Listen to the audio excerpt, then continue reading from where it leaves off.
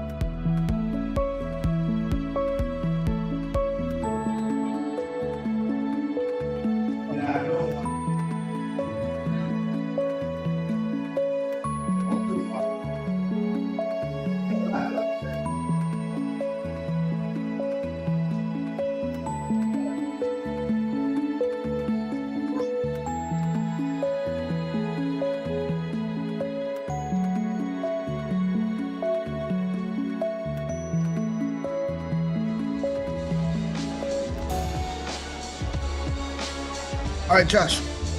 Josh, we got to get started.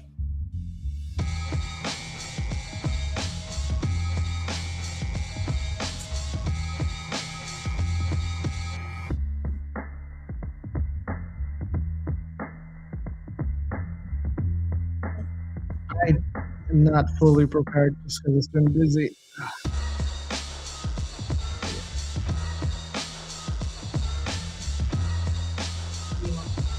30. Oh, good. Rob is standing by. Can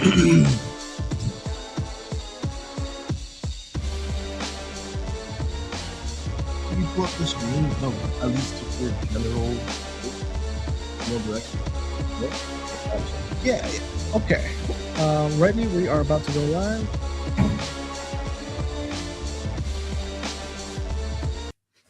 And we're live.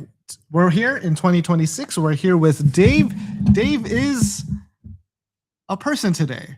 So we are joined by Dave, and we have an exciting episode today. We are going to be joined by Folis, and we'll be looking at his journey, him partnering with Paradex, and the relationship between finance and entertainment, because we believe that is the future. Do you have any words to say, Dave? That is Dave. Short, silent, and angry. We do have some Money Badger stuff coming up later in this episode. We will be leaking some alpha, which will get you some opportunities, because everyone needs a Badger box. So we'll get started with that soon, and you can become a normal person now, Dave, if you'd like. Oh, because it's Josh. Hey, surprise, man. Welcome back to DimeTV, man. It's your boy, Josh. Super excited to get into it today. And we'll be getting started very soon. We just want to get warmed up and let you know about like how we did in 2025. If you haven't been keeping up with the tweets, we did a lot, shipped over 50 features. All the numbers have been going up, and we're not going to stop bragging about that in 2026 either. Perfect. Yeah, 100%. No, I'm really excited to get into it today. As you mentioned, with the Badger boxes and a lot of exciting things going on. One thing you need to remember, I'm not going to say too much about it, but everyone needs a box. Everyone needs a Badger box. And I'm not going to repeat myself too much, but let's get into the stream. We have a very special guest today and a lot of exciting things to reveal. So, Dan, take it away. Right. We'll bring on Folis in a moment. We do see people in the chat. We will be addressing questions and comments later in this episode. So just be aware that, yes, we see your comments. Yes, we are live. And yes, this is going to be a very good stream. So with that, we're bringing on Folis and Rob. Hey, guys. Oh, I rugged Rob. Sorry. All right, I'm out of here. Dan rugging me right away. Hey, what's going on, up, guys? How you doing? Good.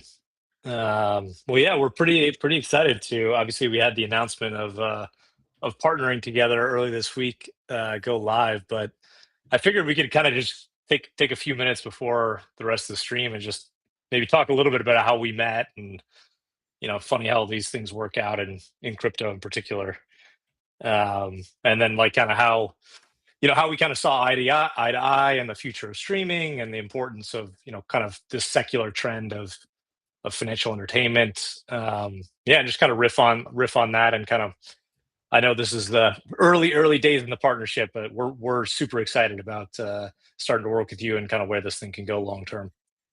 Yeah, likewise. Just first of all, I hope, can you guys see me and hear me all right? Is everything good on that end? Yeah, it looks good. I look like a giant by comparison, yeah. I'm higher up, yeah. No, You can tell I'm which just one of us is the professional streamer and the other is not. yeah, something like that. Yeah, I mean, we met in Singapore, what, like a few months ago now, just kind of by circumstance. I think it was actually at a Teal Street event, wasn't it? Yeah. Teal Street, obviously, who are integrated with Paradex now. Although at the time, I think that was just a discussion that was being had, and I've worked closely with that team for the last 3 years, more than 3 years, actually 3.5 years. And yeah, and that was kind of how we got talking, and I was like, yeah, this this guy's he's a convincing guy, because at the time, I mean, and it still is to this day, there are a new number of perp dexes out there, and everyone's kind of trying to tell you that theirs is the best or making a convincing argument for theirs. But I did think that there was something that about what you were saying. There was something about, I don't know, you were very like, your conviction was such that I was very interested in taking that discussion further. And then we visited the offices, and I really liked the energy of the team, what you guys seem to be up to, and that kind of led us on having further conversations offline, and working our way up to where we are now, which is announcing the partnership yesterday. So yeah, happy days. But it was incremental steps, and figuring out what you guys are doing, what you guys are planning, and whether there was a meaningful way for me to kind of add value to that.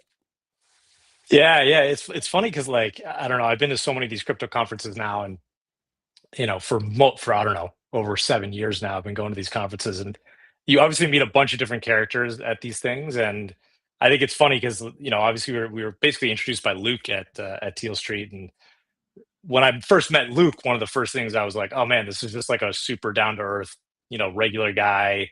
You can just kind of instantly tell, okay, he's like a high integrity, he's not a scammer. It's just like the instant kind of chemistry of like, oh man, this is like a normal guy I would hang out with, get a beer with. And that kind of led us to kind of getting more involved in Teal Street and ultimately integrating there. And we'll have a bigger announcement around that, in the coming weeks. But and then, of course, like, I decided to show up at their event, and then, you're standing in the corner, and he's like, "Oh, you got to meet, you got to meet a Fullest." He was like so jazzed about, like, basically, you were obviously one of the the early guys on Twitter, kind of like really revolutionized the way people talk about charts and showed stuff on Twitter. And so he's like, "Man, you got to meet this guy. I think you think you'd hit it off." And then yeah, it's just like kind of the same thing. I was like, "Man, this guy's smart. He's got high integrity, and just like you can just tell that this is someone I want to work with." And then when we kind of started to watch some of your stuff and realize, we have been thinking a lot about, how do we play this kind of new medium, right?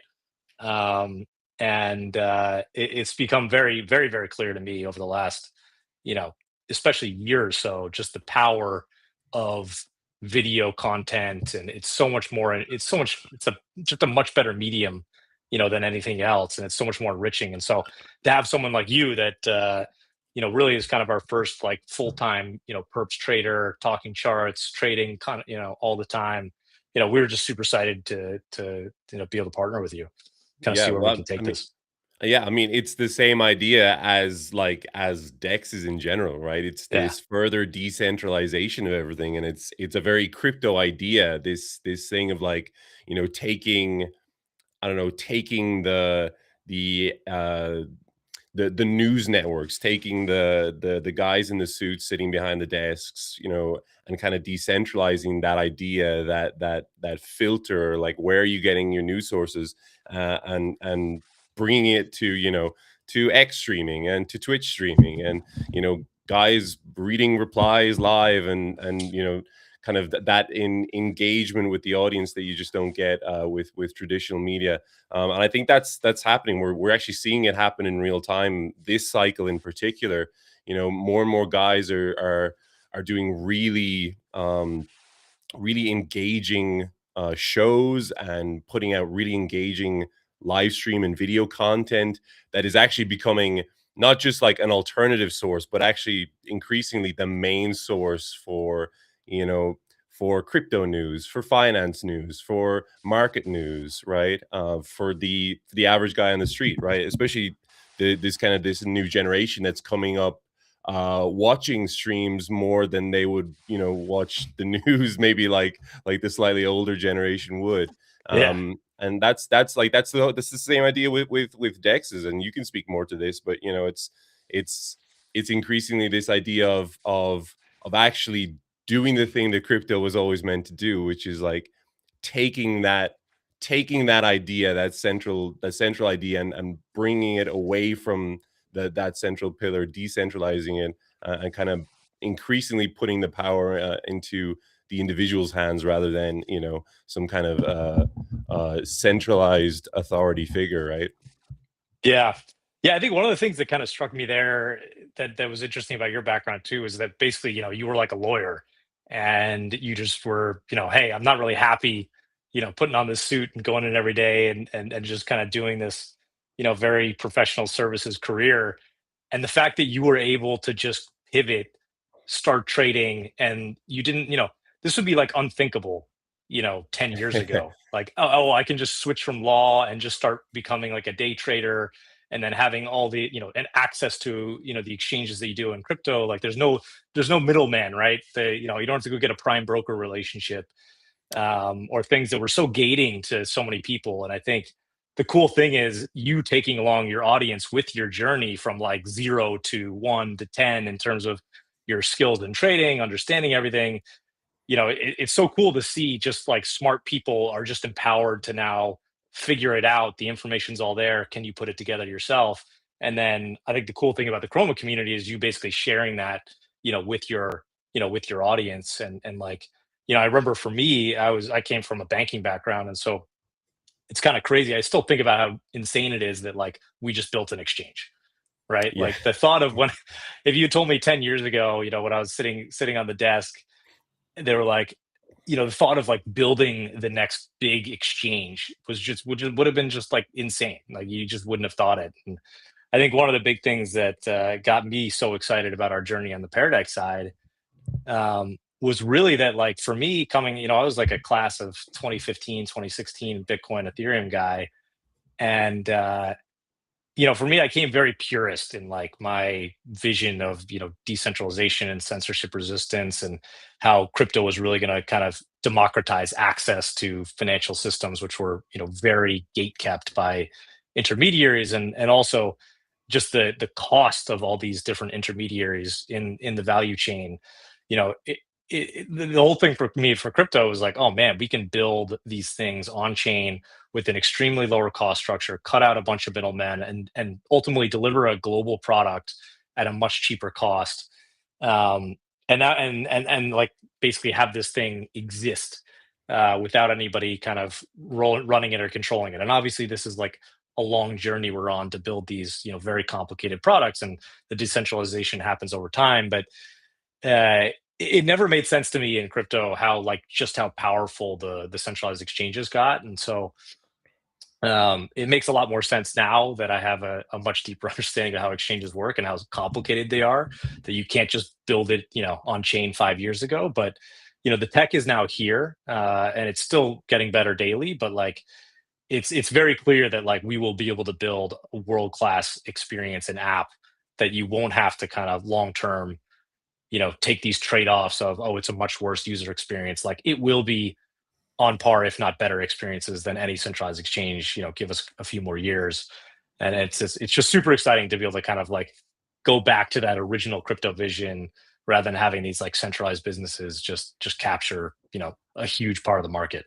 Well, that's exactly like we're watching that happen in real time, in my opinion. And it's always funny to hear about your background, because you're the exact kind of guy that I imagine. Like, I'm always like, how do they think about crypto now? Like the guys who were in TradFi, like, in the early 2000s, maybe 2010s, and then they left, like they left TradFi and went to crypto, with stars in their eyes, and they were thinking, I'm going to make a difference.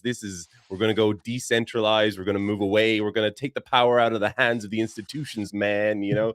And then like Yeah. they get into crypto in like 2015, and that all seems to be happening. And then just little by little, it becomes increasingly centralized. You know, I don't like, nothing I'm saying here is like revolutionary. I mean, it is, crypto now is just, it's very different from what it was 10 years ago. And, you know, there are lots of positives as well, but to that, but I mean, it is obviously far more regulated, far more centralized, far more institutional involvement. And we've seen that like ramp up to 11 this last 12, 18 months. So I always wonder, like guys like you do, are you like, well, wait, what, something has gone wrong here, you know? Yeah. It's been crazy. I mean, I remember when I first got in, like, you know, I think I bought my first Bitcoin in like the summer of 2015. And I was sitting on my desk and like a few other guys around me, you know, I'm shilling them Bitcoin. I'm like, oh man, like Mount Gox had collapsed, I think like maybe a year before. The price was just going down from 1,000. And I was like, all right, if it gets to 200, like I'm just going to buy some stuff. And so I started buying a little bit, you know, here and there. And then you know, I was like, all right, I'll just execute and I'll figure out what this is. Like, I didn't know what I just bought. So I was like, all right, now I got to go figure out what I just bought. And so ended up, you know, buying Mastering Bitcoin by Andrea Antonopoulos and started just like totally got red pilled. And then, you know, I ended up going to Ethereum, like the Consensus 2016 conference in New York. And I randomly ran into like an ex college, you know, friend from college who was building something on Ethereum. And then he was like, oh man, like, you've only understood Bitcoin, like just wait till you understand Ethereum and like you have to start getting into this. I was like, all right, same thing, like bought some Ethereum, started researching it later, and then realized that like, oh man, this concept of smart contracts and what you can build on chain and basically, you know, in many ways replace the role of a lawyer in terms of enforcing all these rules and formalities on chain was just like, oh man, we can like rebuild an entire, you know, better, you know, financial piping than existed. And for me, I covered a lot of fintech companies, and the observation that I had at the time was like, it's just like a thin UI layer on top of the same complicated, you know, payments rails, you know, whatever infrastructure existed, all these like web, you know, these like new web 2, you know, even Robinhoods of the world, but like all these payments businesses that were emerging as fintech. It was really just like a cool app on top of the exact same banking rails that existed. And so crypto for me was like, oh man, these rails are really old. Like equities are clearing on 3 days after you trade. This is insane. And nothing had really changed at the time. And so I was super excited about like, oh, we can just replace all this legacy, you know, terrible infrastructure that's costly, expensive, but like we know it works and it processes trillions of dollars of value. So it's very hard to be like, oh yeah, we're just gonna like switch over to something new. So for me, I always knew it was gonna be like a decade, you know, journey because there's just too much risk to like you can't just throw a wrench in a $1 trillion system and just be like, oh, I hope it works. But yeah, it's been interesting to see the evolution of the last, you know, whatever 10 years now. And yeah, I feel like a complete boomer sometimes because, you know, there's probably been like three different waves of entrances. You know, I think about myself in like 2015, 2016, you know, then I think about the class of like COVID, and now there's like a whole new emerging class. And it's been wild. And like, yeah, you go ebbs and flows in terms of like, you know, I got completely everything I bought in 2015, I lost in FTX. So you're like, that was like another Yeah. motivation to like, hey, we got to build this decentralized vision because like I just lost all my crypto stack that I've had for 8 years. Yeah.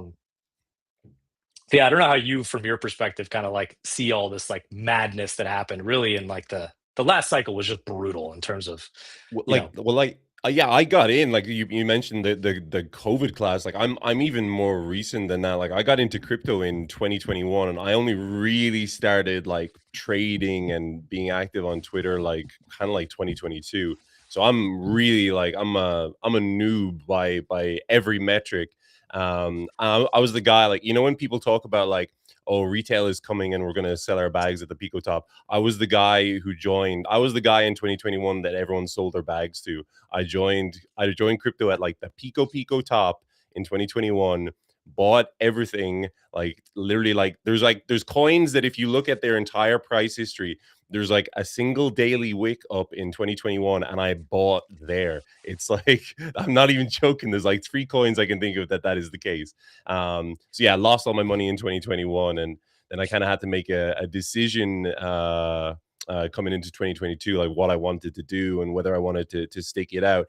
But you mentioned that I was a lawyer in a past life. I mean, I'm still technically a lawyer. I went to school for 10 years or something, so I'll try and wear that badge with as much honor as I can muster. But yeah, I mean, the crazy thing about crypto, and it kind of touches on this decentralized point as well, is like it really is an autodidact's paradise. If you have the motivation and willpower to teach yourself, there's really nothing stopping you, as long as you have an internet connection and as long as you can put a few $100s on an exchange. There's really nothing stopping you, or put a few $100s into a wallet. There's nothing stopping you from starting out and kind of beginning your journey in that sense. But yeah, I effectively did that. I started in 2021, proceeded to lose all my money, and then it was decision time. It was like, do I stick this out, or do I go back and double down on my law career? And I was really I was unhappy in law. And that's something that really only became apparent to me after I left and got into crypto. Is like I was the guy who, like, I would get like a bad feeling in my stomach on like a Sunday night, because I knew I had like 5 days of work to look forward to. It was that kind of way. Thankfully I don't get that. I don't get that anymore, because I work 7 days a week. So there's there's no chance, there's no time to have that bad feeling. But it was really like only once I left the law game and kind of looked back, and I was like, wow, I was unhappy. I didn't enjoy my work. I was working for other people further up the food chain that didn't really care about the work that I was doing. And that's fair enough as well, because I worked in a big office with like 600 people. And I worked in investment funds law. So it was like, it's just the other side of the contract to a lot of the things that I do now. But yeah, man, I got into crypto and I effectively never looked back. I made that decision to double down. I kind of taught myself as much as I could, and joined a few different communities and tried to soak up as much information as possible. And the beautiful thing about crypto is, like, I was learning from kids. Like, I was, I started trading crypto when I was 30. So think about that, talking about feeling like a boomer and feeling like you're late to the party. There was a guy in one of the first Discord communities I was in. There was a guy who was like 18 years old.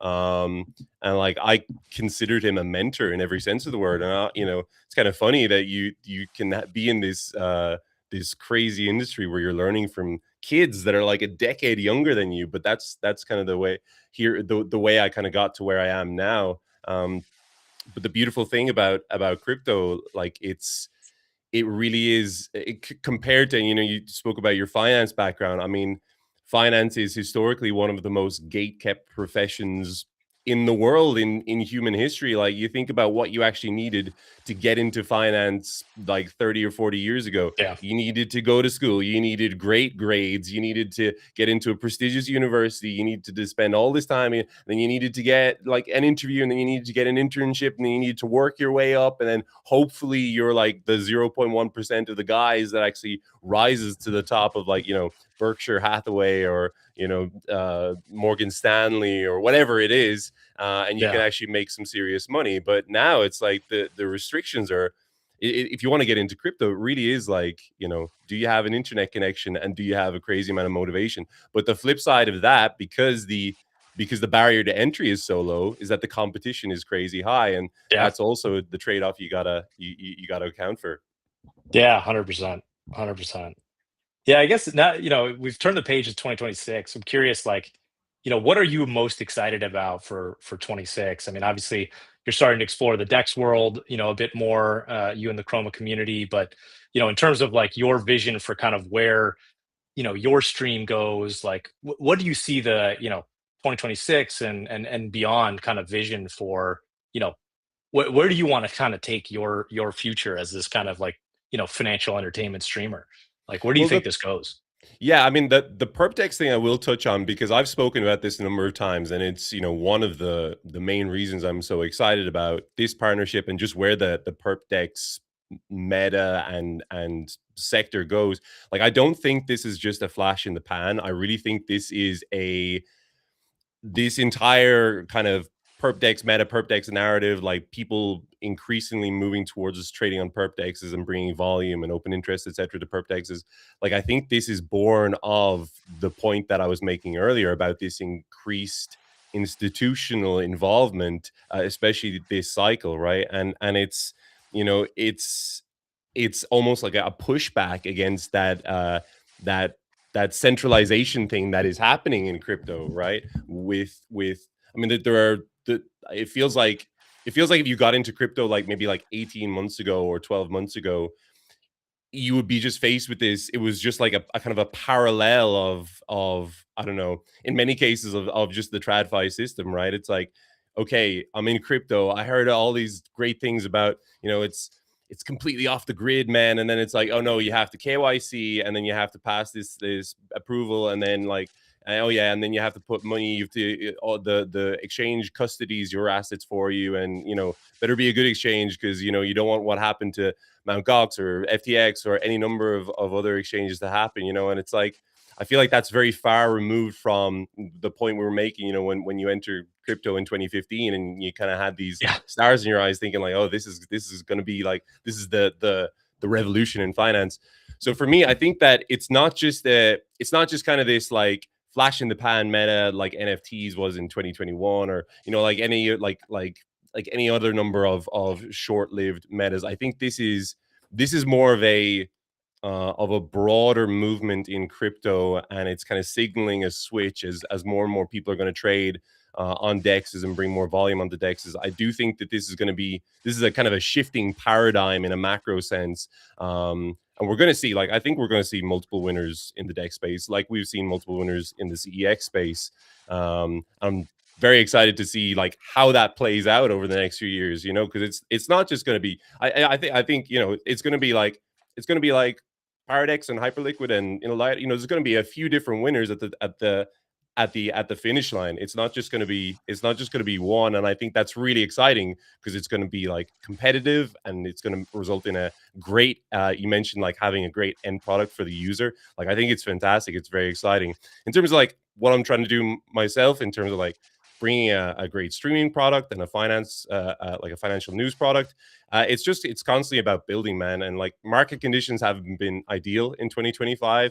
And yet, like, if you look at like the metrics for my personal brand, if you look at the metrics for Chroma, like we've continued to build, we've continued to kind of to try and stack these incremental wins in order to bring us to a place of, you know, of success. And success kind of, what is a win and what is success? Like, it's obviously going to change month to month depending on like factors outside of your control. But as long as you just keep focusing on yourself and keep trying to grow as much as you can and build as much as you can, then I think you're going to come out on top. And that's kind of the mindset that I'm approaching this year with, in terms of building out the product. You know, there's only so much you can do when, like, if BTC goes to like 40K in Q2, you know, it's like, I'm not going to look at my stream numbers and follow numbers and say, oh, well, they're down. This has been a bad year for me, because that's outside your control. You just focus on the things that are outside your control, which is, you know, trying to capitalize on what I think is this shift that I'm seeing on social media, which is increasingly, you know, people like young guys coming into the space now, they're not getting their financial news from CNBC, right? Or one of these websites. They're getting it from X, they're getting it from Twitch, they're getting it from YouTube. And I think that trying to ride that wave as much as possible and being at the forefront of that movement is key.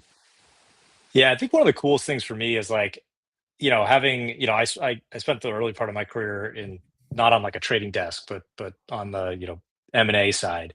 And so for me, a lot of like trading on the floor was kind of a mystery, right?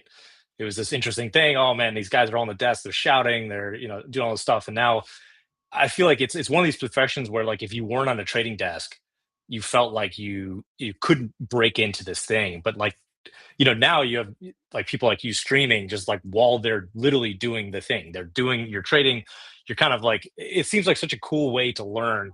And so it's the barriers of like getting in are so much lower, because I can literally just hop on your stream and watch someone and it's like a real-time scorecard, right? Like you're trading with real money. Like it's the stakes are there. It's not it's not some online course that was filmed and you have no idea. It's like it's really cool to me that it's like now you have like these guys like you like just actually trading, and the whole community is kind of learning together, and it's pretty cool. Like both the entertainment side of like, oh man, you got in some crazy position, or just you talking markets, and that's what's like super interesting to me is just getting all these diverse, to your point, decentralized voices that you never would have heard before. Now it's just like if you're smart, you have a view, like, and you know how to kind of be savvy on social media, you can get this massive distribution like you've clearly built.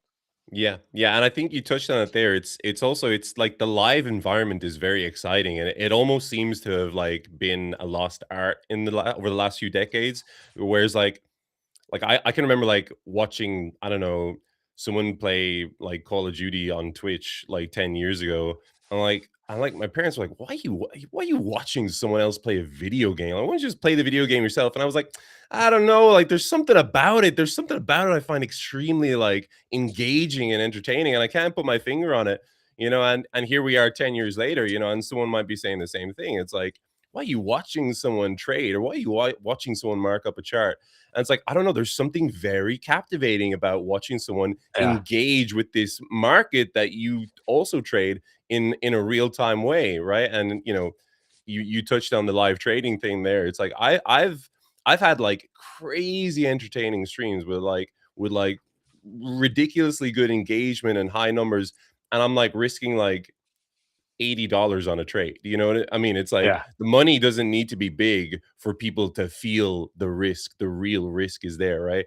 And I the funny thing is, like, I don't think you would get that. I think if you were trading demo with $1,000, it would not be the same as trading real money with $10. You know what I mean? It's that Mhm. kind of, Yeah. as long as there's real money on the line, because people empathize with that, right? People like that. They go, oh yeah, I know exactly how he's feeling. Oh my, like, oh, he just missed his entry by 0.1%. Like, how many times have I been there, or like, oh, he's so close to his take profit, but now price is reversing, like, oh, and I can see it in his face, and it's like the ups and downs of trading are, you can't hide them when you're live trading in an environment like that. And I think that that's something that people vibe with. Yeah. Yeah. Totally. Totally agree.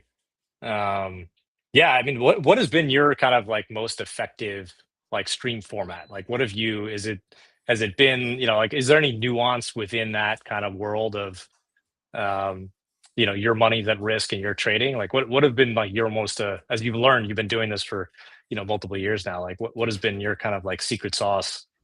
I Um, don't think I don't know. Do I have a secret sauce? I try and be as genuine as possible, and I don't mean in the sense that like I sit down before every stream and I go, okay, and remember to be genuine. I just try and be myself and try and be like, because like I'm kind of goofy and like I don't really have that much of an ego. Like I don't know. I'm sure there are guys who stream that like they don't like taking losses and they don't like making fun of, but like I kind of try and be as like informal as possible and like you know take things in the spirit that they're meant. And I think that's another thing you see on social media a lot is like people are so defensive because like they're kind of like it's like most people are kind of like insecure and they have egos and they're like immature and they're emotional and like all these things play out on social media kind of like to this very exaggerated way because it's social media and people have been conditioned to act like that behind a keyboard, behind an anonymous profile picture.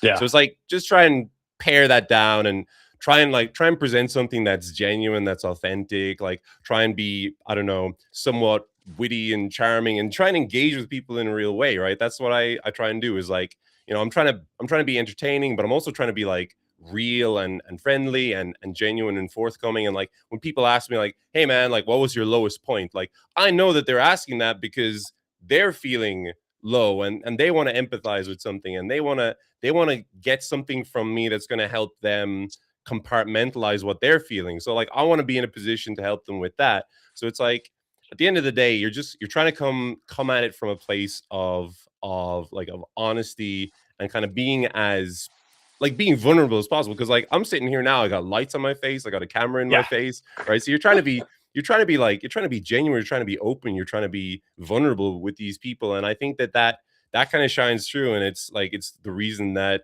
you know, I'm still streaming like 3.5 or 3 years later. I can't remember when I had my first stream.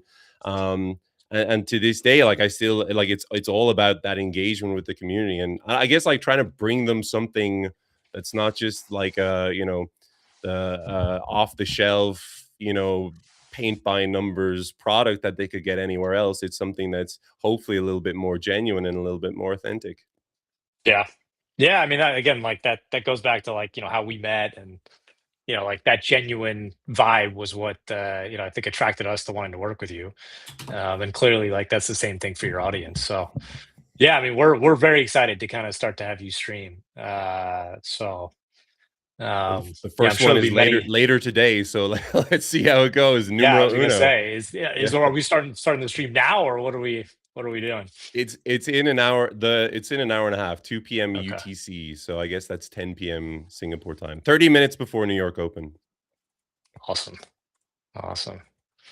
Um, yeah, in terms of like how you kind of view the, broader Dex world, like how did you, obviously you were talking to multiple, Dexes to partner with, like what attracted you to kind of Paradex to us? I mean, we'd obviously talked about a lot of things when we met over the multiple times, but curious what was like the ultimate resonating factor for you in terms of, working with Paradex.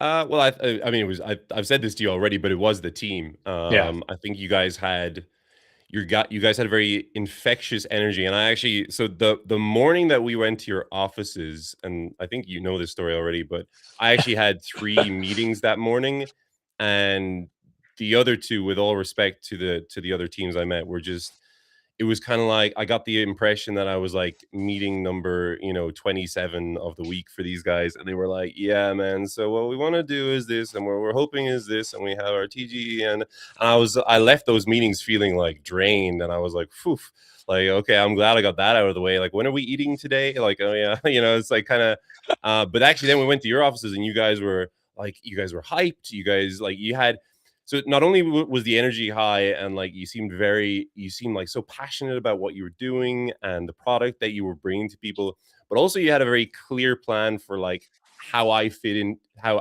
into that in your minds, which that meant a lot, because it meant that I wasn't just another Yeah. hey KOL, come and work with our product and bring X volume and Y signups, and and therefore equals good partnership. It was, you guys had a lot of nuance to like how you planned to bring me in and how you wanted me to add value, and that's always good to me, because it shows that you've put thought into like, how can we actually make this work, and how can we actually use this partnership to bring value to our user base.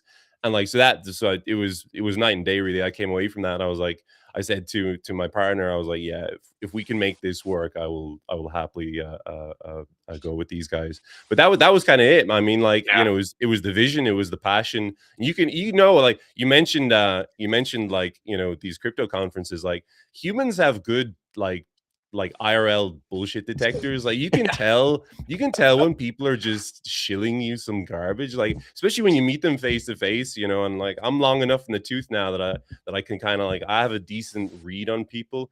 So it was for me, it was very obvious that you guys were passionate, were excited about the thing that you were building, right? And that's, to me, that's what it all comes down to. Like is this team doing something cool? Because like there are lots of teams doing really cool things, that's fine. But like, have they bought into their own vision, right? Because there are teams that have not.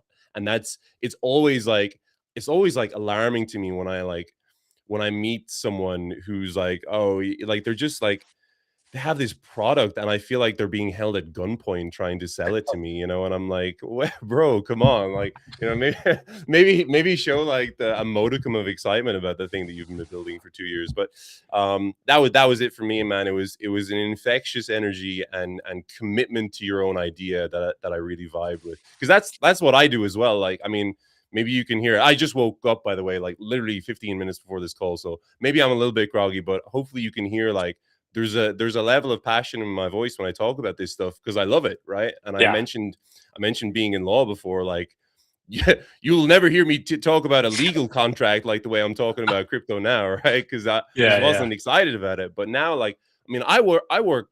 So like, law is notorious for long hours.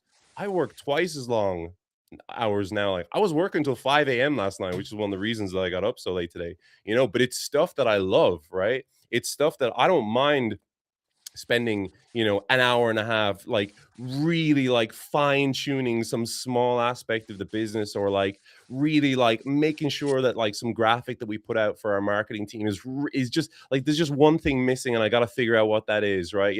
I don't mind spending that time because I love it, right? Because it's stuff that I love, because it's like, it's kind of like, it's my own thing, right? It's my own shit, right? And I love that. That's what makes me excited. So I spoke about earlier about feeling that anxiety in my stomach on a Sunday because I knew I had 5 days of work back when I used to work in law. Now it's the opposite, man. I'm like, what do I have to look forward to this week? And that's a kind of a beautiful thing, right? Yeah, I mean, I couldn't agree more. I mean, when I left banking, it was like, I hopped to a few startups, but ultimately, like, kind of most of those were transitory versus kind of my time at Paradigm X. And like, yeah, it's like I never thought I'd say this, but like, I've worked harder and longer hours than I ever worked as like a junior analyst in investment banking. Like, but it doesn't feel like it. Like every hour I was in the office, I remember being, 24, 25, you're sitting at the office. It's Friday night, you got to get something out. It's 11 p.m.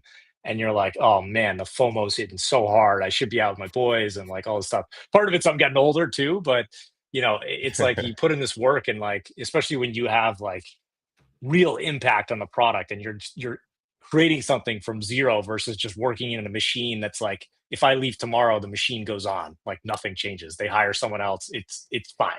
But like here, when you're like having a real impact on the product, on building the community, all these things, it's a different level of motivation, right? It's completely different. Well, hey, it was great chatting on the, kind of the intro here. I think we'll bring it back to the DimeTV guys here before the stream. But yeah, we're super excited. Like, I'm very, very excited to kind of have you on board, and I'm sure this is like the first of many conversations that we'll have, and can't wait to see where this partnership goes over time. I think it's going to be a really big one.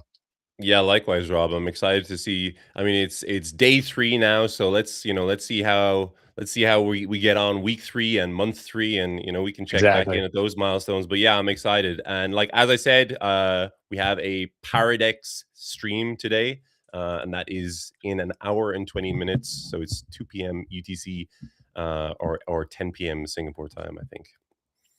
Awesome. Great chat. We'll take over. Thanks, guys. And here we are. We're at the Paradex office, me, Steamboat, and Josh. So that was a great conversation. The journey of Folis, how he got into crypto, his journey as a creator. I know me and Josh, we've been creators. We know there's a lot of stuff you got to navigate. We know the hustle. The hustle. And even Steamboat a little bit too, right? I'm learning from you guys. That's true. It's so awesome. Yeah. So now we need to talk about everyone needs a box, because we have a big launch coming up and we can't really share everything yet, but we want to give you the opportunity to win a box. So we are having a few different community events. There are going to be some AMAs, some live streams, a lot in different languages, because these boxes are global. So what kind of events are we having, Steamboat?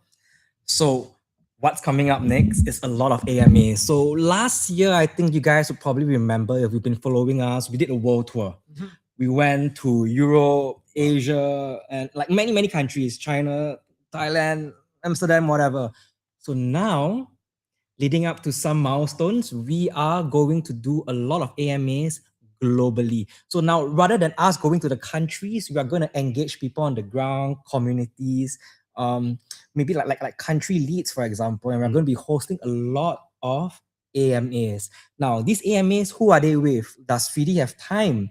No, nobody has that time. So what we're going to do is, it's going to be decentralized. It's going to be global. There's going to be AMAs this week with the Vietnamese community, Brazilian, Ukrainian. Next week, we may have German, Bengali, some exotic countries and languages, right?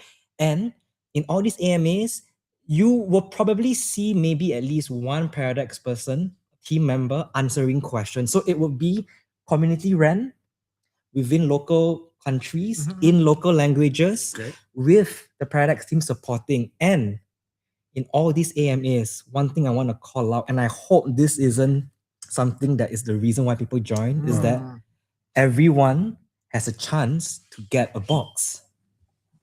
What box?